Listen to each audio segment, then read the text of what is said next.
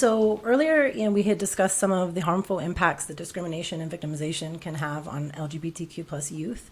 And so can you explain what social transitioning is and elaborate more on how it can actually be a protective factor when it is supported? Yeah, absolutely, and great question. So when we talk about transgender individuals, in many situations we're talking about legal transitioning, social transitioning, or medical transitioning. And so, legal transitioning and medical transitioning kind of sounds pretty intuitive, right? Legal transitioning being you change maybe your gender marker on your birth certificate, your driver's license. Medical transitioning, maybe you're starting on hormone blockers, or gone through some other measures. Now, when we think of young people, and this again, I would say curtails with privilege. When we think of a lot of our young people, medical transitioning and legal transitioning is not possible because it requires a lot of financial support. It requires family acceptance. It requires outing yourself in open court. It requires being able to access affirmative health care. All these different things that we know many kids cannot access. And so, what is available? And that's social transition.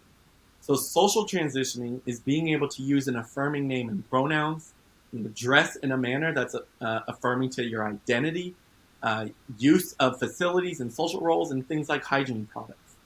And so I say the name and pronouns and using a person's name and pronouns is the thing that more often than not is the number one thing I hear from young people. They are saying, I just wish my dean, principal, counselor, coach, parent, pastor, mentor, whomever, I just wish they used my name and pronouns. And I think it's so difficult for so many kids because what they see is Jacob goes by Jake, no one questions it, right? Rebecca goes by her middle name Sammy, no one questions it. Franklin goes by his last name Jones, no one questions it. Yep, I got you. Yep, I got you. Yep, I got you. Well, then for that trans student that says, hey, and this is my affirmed name, it's, well, no, we got to go off the birth certificate. It's like, what? All these people in my class, and then this is why are things different from me? And that why is is known, right? That kid in that moment knows exactly why things are different for them. And so we have to make sure that if we're gonna, I keep talking about and naming, creating safe and affirming environments, using a trans person name and pronouns. And I read this somewhere. It was probably on Instagram, but I don't know where it was. Using a trans person's name and pronouns is suicide prevention.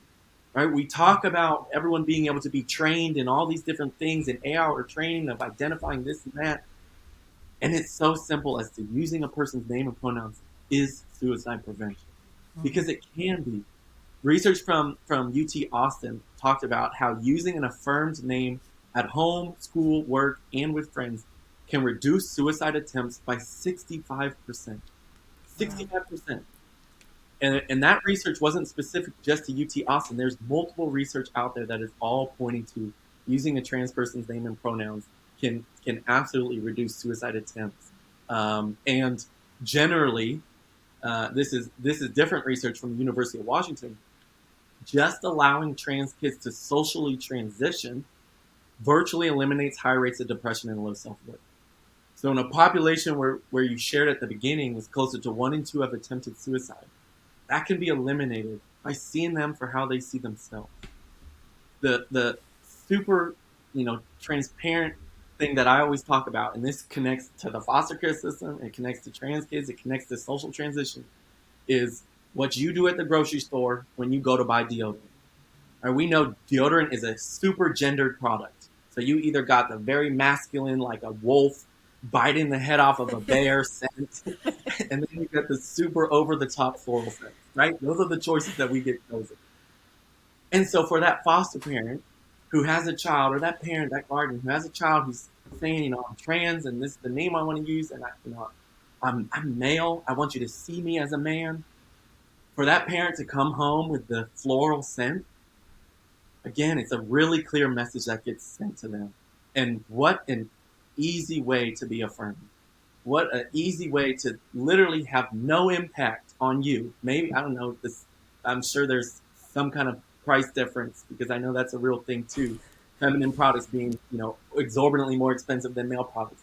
But still, right? Matter of dollars probably to have a serious impact on your child. But it's not happening. It's not happening. And so the other thing I want to name when we talk about trans youth is three numbers. And this is from the American Academy of Pediatrics. So the numbers are 4, 8, and 16. Because a lot of people ask, for a trans person, what is the timeline? And everyone's on a different timeline. But these three numbers, 4, 8, and 16. By age 4, kids have an established sense of gender identity. By age 8, trans youth know about their gender identity. And by age 16, it is the average age at which a child discloses their gender identity. And those 8 years between 8 and 16, we can all imagine there's a lot of fear, there's a lot of anxiety, there's a lot of confusion, and is probably some critical times where family members can be affirming and supportive to their child, and that child is maybe shared it with one or two people, their identity shared that with one or two people, and depending on their response, sent a very clear message of, can I share it with more people, or do I need to never mention this again?